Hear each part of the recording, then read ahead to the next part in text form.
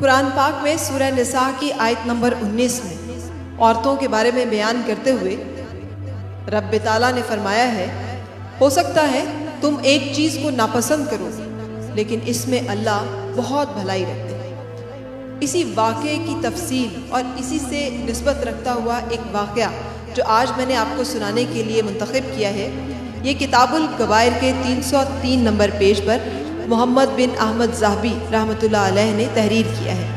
واقعہ کچھ اس طرح سے ہے کہ ایک شخص اپنے ایک دوست سے، درینہ دوست سے، مذہبی بھائی سے یا کہہ لیں بھائی سے ملنے کے لیے گیا۔ جب وہ اپنے بھائی کے گھر پہنچتا ہے تو دروازے پہ دستک دیتا ہے۔ اندر سے بیوی کی آواز آتی ہے، وہ پوچھتی ہے کون؟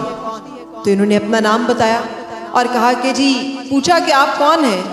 کہا میں آپ کے شوہر کا بھائی ہوں اور ان سے ملاقات کے لیے آیا ہوں۔ تو آگے سے بڑا درست جواب آیا کہ وہ تو گھر پہ نہیں ہے۔ پوچھا کہ وہ کب تشریف لائیں گے؟ تو جواب آیا کہ مجھے کیا معلوم کب تشریف لائیں گے، نہ مجھے بتا کے جاتے ہیں نہ مجھے بتا کے آتے ہیں۔ اور بد مزاجی کے ساتھ جو گفتگو ہے اس میں انہوں نے اپنے شوہر کے شکوے شکایتیں شروع کر دی۔ یہ صاحب خاصے پریشان ہوئے، انہوں نے یہی بہتر سمجھا کہ انتظار کیا جائے۔ ابھی انتظار کرتے زیادہ وقت نہ گزرا تھا کہ دوست کو آتے دیکھا اور عجب حالت میں دیکھا کہ لکڑیوں کا ایک بہت بڑا گٹھا ہے جو ایک جنگلی شیر کی پشت پہ دھرا ہے، اور وہ جنگلی شیر ایک سدھائے ہوئے جانور کی طرح ان کے پیچھے پیچھے چلتا آ رہا ہے۔ وہ شخص حیران ہو گیا۔ جب دروازے پہ پہنچا اس کا دوست تو اپنے دوست کو پہچان کے بغل گیر ہو گیا، نہایت خوش تپاکی سے اس کا استقبال کیا، اس کے آنے کی وجہ پوچھی اور اس کو گھر کے اندر آنے کی دعوت دی۔ دوست نے یہ دعوت قبول کی۔ گھر کے اندر بھی اس نے یہ محسوس کیا کہ بیوی کی بد مزاجی کا وہی عالم ہے۔ وہ اپنے شوہر کی نہ تکریم کر رہی ہے بلکہ بار بار اس کی مذمت کر رہی ہے۔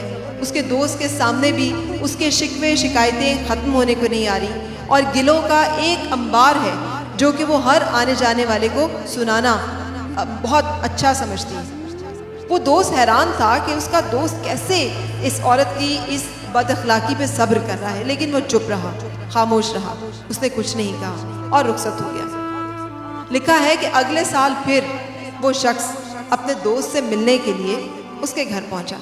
دروازے پہ دستک دی تو اندر سے آواز آئی، کون ہے؟ بتایا کہ جناب میں آپ کے شوہر کا وہی دوست ہوں جو ہر سال اسے ملنے کے لیے تشریف لاتا ہوں۔ پوچھا کہ آپ کے آنے کا مقصد کیا ہے؟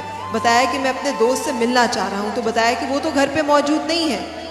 اس دوست نے یہ محسوس کیا کہ اس دفعہ لہجہ اتنا تلخ نہیں ہے۔ اس نے کہا اچھا میں انتظار کیے لیتا ہوں۔ دیکھا کہ دوست آ رہا ہے لیکن اس دفعہ جو حالت ہے وہ عجیب تر ہے، اس لیے کہ وہی دوست جو پچھلی دفعہ ایک سدھائے ہوئے شیر کے اوپر لکڑیوں کا گٹھا دھرے ہوئے تھا، آج لکڑیوں کا وہی بہت بڑا سا گٹھا اپنے کاندھوں پر، اپنے سر پر اٹھائے ہوئے ہے اور انتہائی مشقت اور مشکل اور تکلیف کے عالم میں ہے۔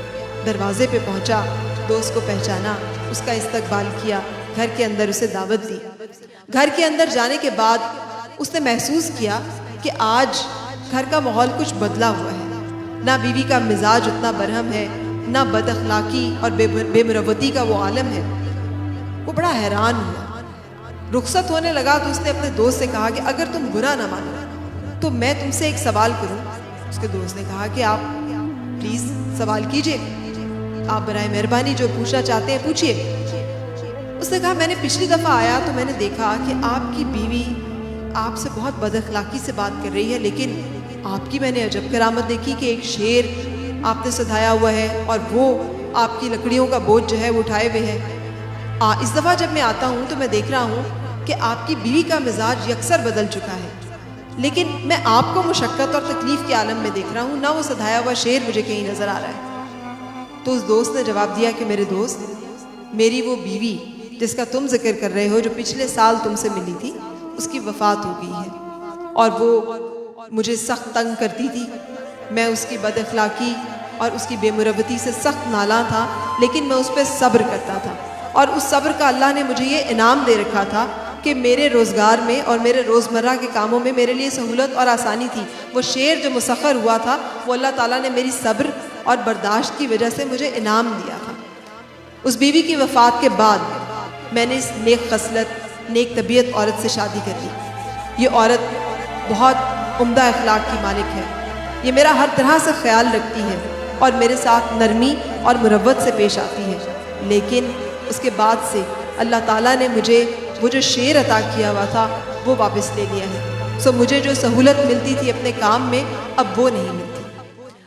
سو محمد بن احمد ذہبی اس کے بعد اسی آیہ مبارکہ کو اپنے انداز میں بیان کرتے ہوئے لکھتے ہیں کہ ہو سکتا ہے کہ جس شخص میں جو ہمارا رفیق کار ہو، رفیق سفر ہو سکتا ہے ہمیں اس میں وہ خوبیاں نظر نہ آ رہی ہوں جو اللہ تعالیٰ نے اس میں رکھی ہوں، اور ہو سکتا ہے اس کے ساتھ جو بھلائی جڑی ہوئی ہے ہمیں اس کا بھی خیال نہ آ رہا ہو. سو اللہ تعالیٰ نے جو ہمیں عطا کیا ہے اس کے اوپر صبر کرنا اور شکر کرنا ہی سب سے بہترین خصلت ہے.